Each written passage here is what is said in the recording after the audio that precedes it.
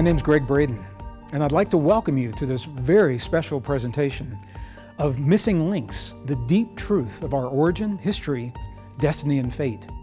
In our last episode, we discovered that the key to the thinking that will guide us through our time of extremes is found in the timeless wisdom that our ancestors asked themselves in their time, and that science is asking today.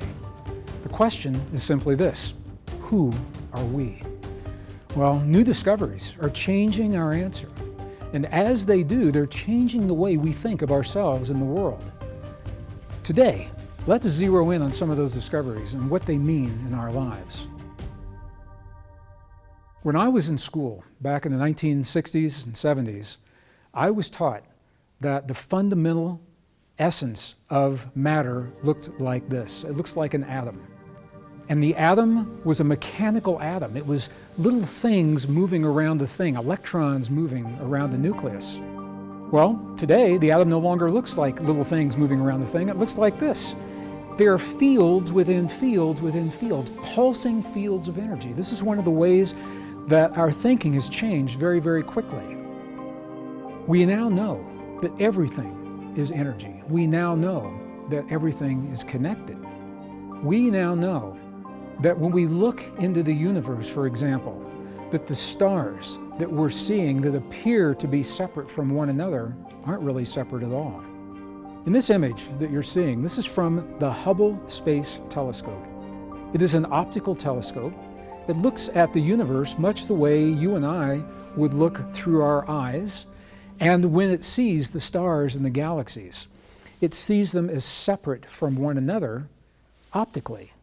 Now, I'm going to share with you another image from another telescope. The image that you're seeing right now is from the Chandra Space Telescope. It is not an optical telescope.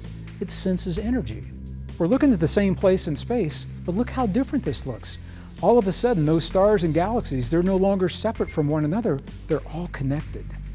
And one of the things I find really fascinating about this connection is that we have a sense that it's almost like a net or a web. Interestingly enough, our indigenous ancestors have always told us that we live in the web of creation. In the Hopi tradition, for example, when Spider Grandmother first emerged into this world, she wove the web of creation so that her children could live their lives. Or in the Hindu traditions, the great god Indra wove the web of creation. At the intersection of each place in the web, Indra put a glittering jewel of light that became the planets and the stars that we see in our night sky. So these ways of thinking, they're not scientific, but these are the ways that our ancestors made sense of what they saw in their world. And this is where much of what science is revealing today parallels those traditions. We definitely are seeing a web-like presence.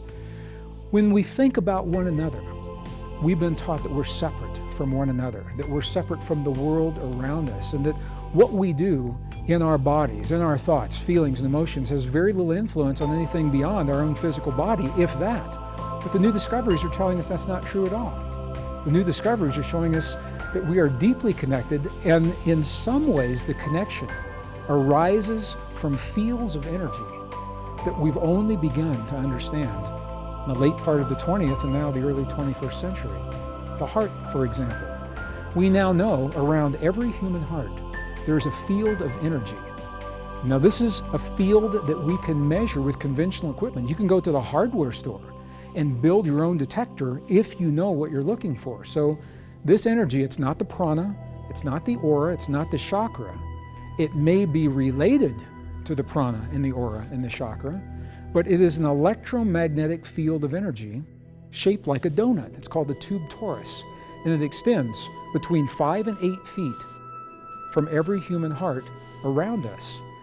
When I asked the researchers who were working with these fields, I know that these fields are very powerful, and I said, why would they only extend to 5 to 8 feet?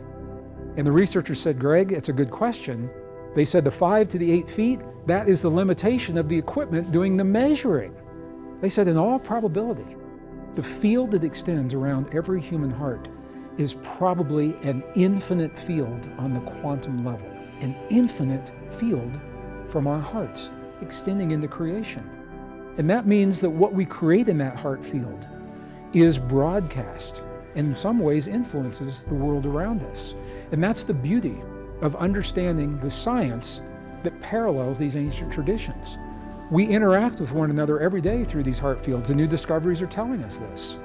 The new discoveries are telling us a lot about not only our everyday lives, but our past. We've been conditioned to believe, for example, that we as humans are the product of an evolutionary process that began long ago and has gone through many iterations leading to where we find ourselves today. That's what we've been taught. We've been steeped in a story that tells us that evolution is our story. However, the new science, the best science of the 21st century, is now telling us, while evolution is a fact for some forms of life, that the theory breaks down when it comes to humans. Something else is happening. So all of these discoveries that I am sharing with you right now, they're all examples of where new discoveries are, in fact, changing the story of the way we answer the question, who am I? We know that we are connected and not separate. We know that we are energetic beings and that we influence the world around us through that energy. So what I'd like to do right now is zero in on one place in this conversation, to zero in on one of these places where we're taught to think about our past in a way that no longer works, and that is with civilization itself. When I was in school back in the 60s and 70s, I think many of you when you were in school, or if you have young people in school today, we have been taught, we've been steeped in the belief that civilization began about 5,000, maybe 5,500 years ago with ancient Sumeria. And from that point in time, there has been a linear progression to the point where we are today.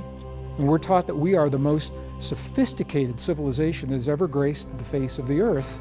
The problem is, the data doesn't support that story. The data doesn't support the story.